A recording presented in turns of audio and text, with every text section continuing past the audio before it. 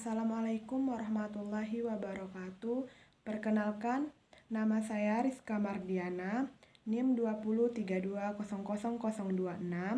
Prodi Manajemen Pendidikan Islam. Saya mahasiswa semester 2. Demi melengkapi tugas kuliah saya, studi naskah dengan dosen pengampu Bapak Ahmad Farid Wajidi, MPD. Di sini saya mengambil judul Musyawarah dalam Pendidikan Islam. Musyawarah dalam Pendidikan Islam.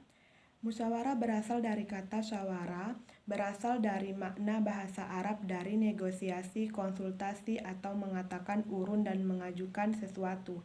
Istilah-istilah lain agar negara Indonesia dan kehidupan modern musyawarah yang dikenal sebagai syura, rebuk desa, densitis desa, bahkan demokrasi.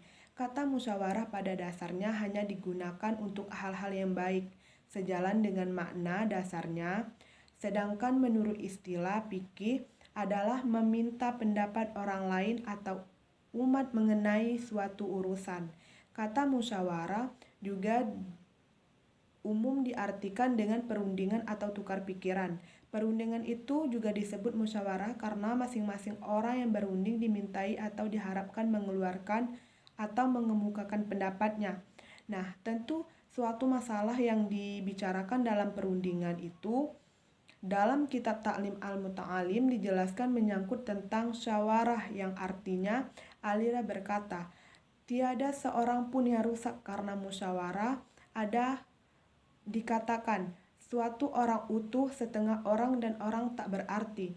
Nah, orang utuh yaitu orang yang mempunyai pendapat benar, juga mau bermusyawarah, sedangkan setengah orang yaitu yang mempunyai pendapat benar tetapi tidak mau bermusyawarah atau turut bermusyawarah. Nah, tetapi tidak mempunyai pendapat, dan orang yang tidak berarti adalah orang yang tidak mempunyai pendapat lagi pula, tidak mau ikut bermusyawarah. Dr. As-Sadiq Ra berkata, nah, musyawarahkan urusanmu dengan orang-orang yang bertakwa kepada Allah. Islam memandang musyawarah sebagai salah satu hal yang amat penting bagi kehidupan insani, bukan saja dalam kehidupan berbangsa dan bernegara, melainkan dalam kehidupan berumah tangga dan lain-lainnya.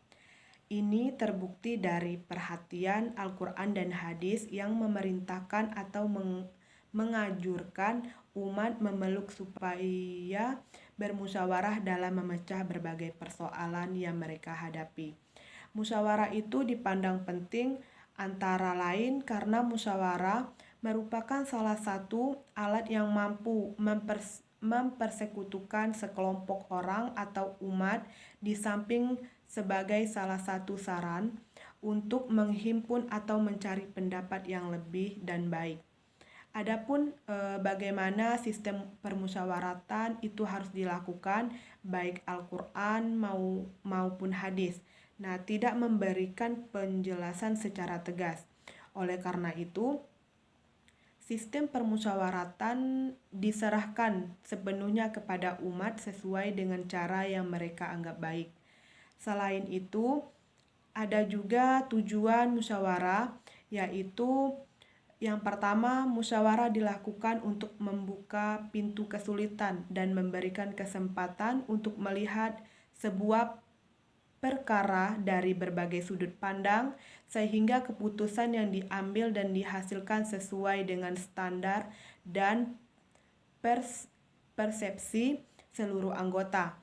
Keputusan yang diperoleh dengan musyawarah akan lebih berbobot karena di dalamnya terdapat pendapat, pemikiran, dan ilmu dari para anggota. Yang kedua, musyawarah dilakukan untuk memperoleh kesepakatan bersama sehingga keputusan yang akhirnya diambil bisa diterima dan dijadikan oleh semua anggota dengan penuh rasa tanggung jawab.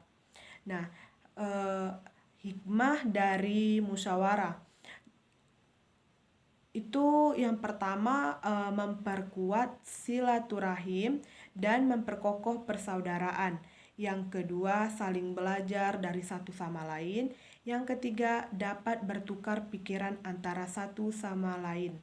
Yang keempat, menyadarkan kekurangan dan kelebihan orang lain. Yang kelima, pekerjaan menjadi keputusan bersama dan menjadi ringan untuk dilakukan. Yang keenam, menghidupkan gairah warga untuk saling berlomba-lomba berbuat kebaikan. Dalam kitab Ta'lim Muta'alim yang artinya menuntut ilmu adalah perkara paling mulia tetapi juga paling sulit. Karena itulah musyawarah di sini lebih penting dan diharuskan pelaksanaannya. Dalam sebuah musyawarah tentunya akan ditemui beberapa pendapat yang berbeda dalam menyelesaikan suatu masalah yang menyangkut kepentingan bersama. Disitulah letak keindahan dari musyawarah. Nantinya pendapat-pendapat tersebut akan dikumpulkan dan ditelah secara bersama-sama, baik dan buruknya, sehingga di akhir musyawarah akan terpilih satu dari sekian pendapat yang berbeda tersebut sebagai hasil keputusan bersama yang diambil untuk menyelesaikan masalah yang sedang terjadi, yang tentunya menyangkut kepentingan bersama. Sekian penjelasan dari saya akhiri. Wassalamualaikum warahmatullahi wabarakatuh.